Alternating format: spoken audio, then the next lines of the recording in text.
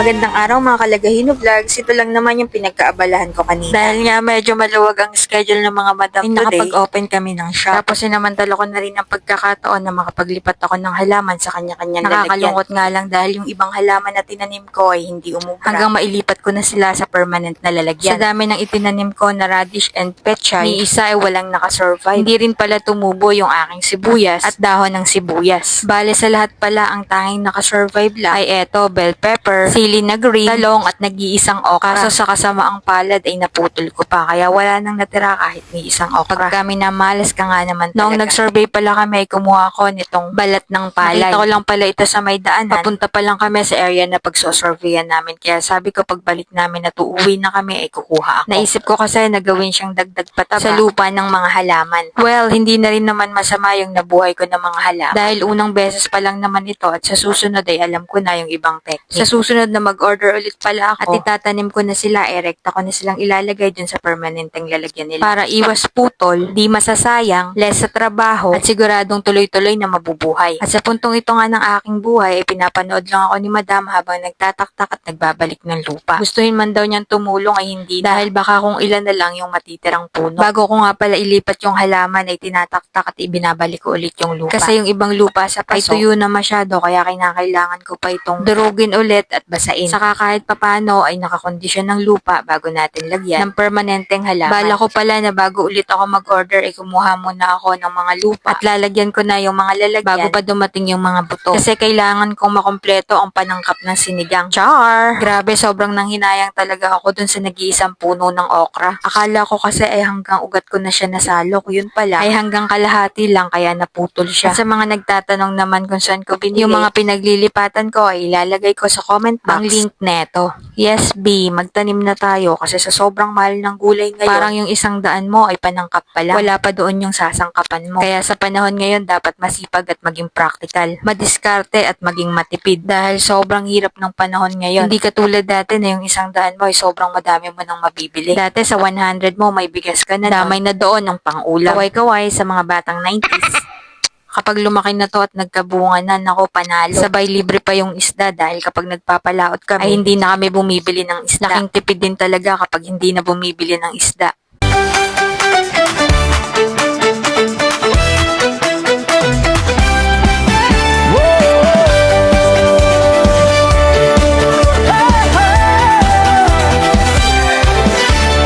Nandito na sila Gagino, sama ka sa biyahe. Sa laot man o sa lupa, lagi kang may ngiti. Kahit anong hamon kaya basta sama-sama. Sa bawat kwento't tawa, siguradong masaya.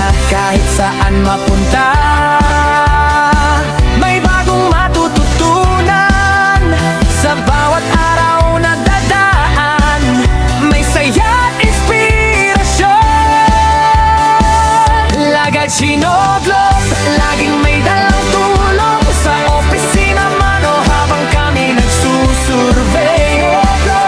At habang ginagawa ko nga ang paglilipat ng tanim ay dumating din kami na client. At kung nakaabot ka po sa puntong ito ng aming video ay maraming salamat. At kung kayo naman ay naghahanap ng land surveyor or maninilip ng lupa ay pwede nyo po kaming tawagan, i-PM or i-text sa mga numero na nakapin sa aming page. Paki-follow na rin po sana ang aming Lagahino Vlogs na page at ang aming surveying page na MGM Surveying and Mapping Services Bulan Branch. Ngayon pa lang po ay salamat!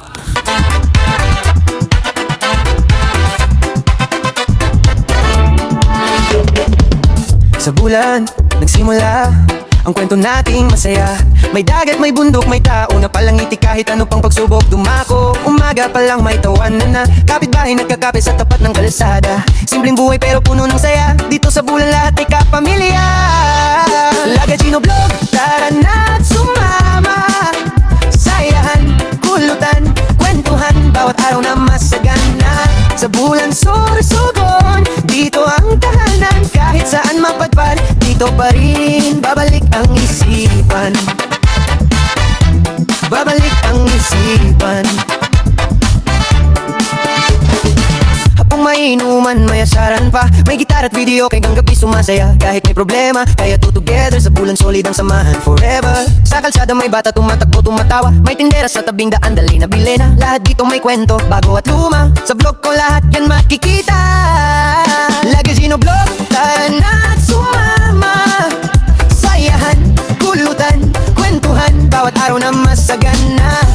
Bulan susugon, dito ang tahanan. Kahit saan mapatpad, dito pa rin babalik ang isip. Sa may boulevard, tanaw ang paglubog. Hangin malamig, damang-dama ang pag-ikot ng mundo. Pero steady lang, tuloy lang ang vlog. Kasama ang bulan ako'y di mawawala.